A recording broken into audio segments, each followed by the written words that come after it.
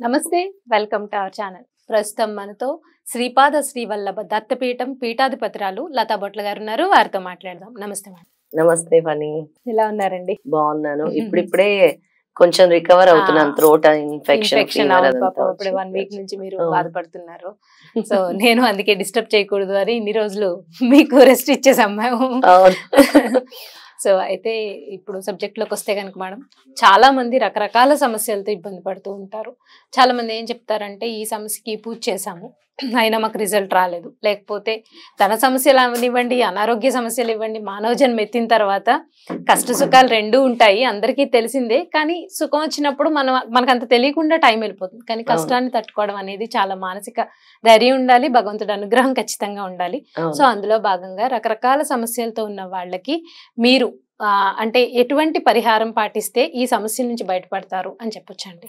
అన్ని రకాల సమస్యలకి కూడా మేము ఇన్ని చేస్తున్నాం, ఇన్ని పూజలు చేస్తున్నాం, మాకు ఎటువంటి ఫలితం రావట్లేదు, మా కర్మ ఇలా కాలిపోయింది అనుకునే వాళ్ళకి ముందు స్వామి చెప్పేది ఒకటే, మీరు అన్ని చేశారు, మంత్రం చేశారు, హోమం చేశారు, వ్రతం చేశారు, ఏ ఫలితం లేదన్నప్పుడు గురుపాదాలే శరణ్యం. గురుపాదాలు పట్టుకో, వెంటనే గురువుని ఆరాధించాలి. గురు పాదాలే శరణ్యం అని చెప్పి మా గురువు గారు చెప్పిన ఉపాయం ఏంటంటే సప్తాహాలు చేయాలి.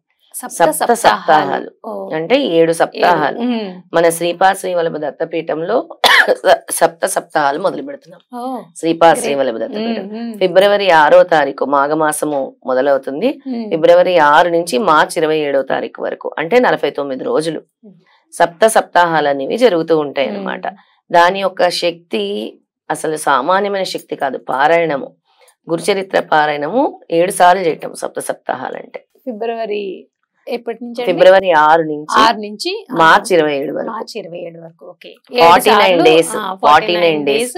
7 7s are 49 7 సార్లు అన్నమాట. ఆ పారాయణం మన పీఠంలో జరుగుతుంది. సప్తాహాలు జరుగుతాయి. ఎవరైనా ఏ ఊరు నుంచి రావాలన్నా కూడా అక్కడ ఉండొచ్చు. పీఠంలో 7 వారాలు చక్కగా పారాయణం చేసుకోవచ్చు. అక్కడ ఉండటానికి ఉంటుంది, స్వామి దగ్గరే పడుకోవచ్చు. ఈ సప్తాహాల తర్వాత మీ జీవితం ఎలా మారుతుందో మీరే చూడండి. ఎందుకంటే చాలా మంది ఒక వారం రోజులు అఖండ జ్యోతి పెట్టుకోవడానికే భయపడతారు. ఎలా ఉంటుందని ఈ 49 రోజులు అఖండ జ్యోతి పెట్టుకొని 4 హారతులు మనం పీఠంలో ఇస్తాము. 4 హారతులు ఇస్తాము. అలాగే స్వామికి పవలింపు సేవ చేస్తాము.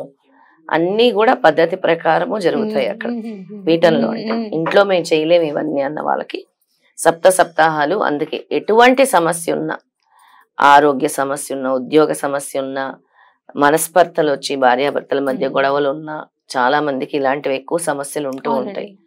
అలాగే ఇంకా ఇతర సమస్యలు, ఆర్థిక సమస్యలు, చాలా మందికి ఆర్థికం, పెళ్లి సమస్యలు, సంతాన సమస్యలు, ఇవన్నీ ప్రధాన సమస్యలు. వీటన్నిటి నుంచి అంటే సప్తాహాలు అని మా గురువులు చేసేవారు. అదే విధానాన్ని ఫాలో అయ్యాం. ఎటువంటి కోరికైనా, ఎటువంటి జటిలమైన సమస్య అయినా కూడా ఈ సప్తాహాల వల్ల తీరుతుంది. ఇప్పుడు అంటే కొంతమంది అన్ని రోజులు ఉండలేరండి. ఉండలేని వాళ్ళు ఒక వారం ఉండి, లేకపోతే ఒక సప్తాహం మాత్రమే అటెండ్ అయ్యి వెళ్లే అవకాశం ఉంటుందంటారా? చేసుకోవచ్చు, కానీ 49 రోజులు అనేది ఒక దీక్షా విధానం. సరే మాకు ఒక 3 వారాలు కుదురుతుంది అంటే 3 వారాలు కుదురుతుందని చేసుకోవాలి. మళ్ళీ కొంతమంది స్త్రీలకు కూడా మధ్యలో ఉంటుంది అలా కూడా. అలాంటప్పుడు 3 వారాలు 4 వారాలు కంటిన్యూ చేసుకోవాలి. ఎన్ని రోజులు అయితే ఉండగలరో, అంటే ఒక సప్తాహం కంప్లీట్ అయ్యే వరకు కంపల్సరీ మధ్యలో వెళ్ళకూడదు అన్నమాట. ఈ సప్తాహ పారాయణం అనేది సామాన్యమైనది కాదు. ఎక్కడైతే పారాయణం జరుగుతుందో ఎటువంటి చెడు కర్మలు కూడా దరిచేరవు. కర్మలన్నీ కూడా దూరం అయిపోతాయి. అసలు గురువుకి అత్యంత ప్రీతికరమైనది పారాయణం, నామజపం, ధ్యానం. ఇవన్నీ కూడా మనం ఏమీ చేయలేము, మాకు ఆర్థికంగా కూడా మాకేమీ లేదు, మేము ఏమీ చేయలేము అన్న వాళ్ళకి పారాయణమే సరైన మార్గం.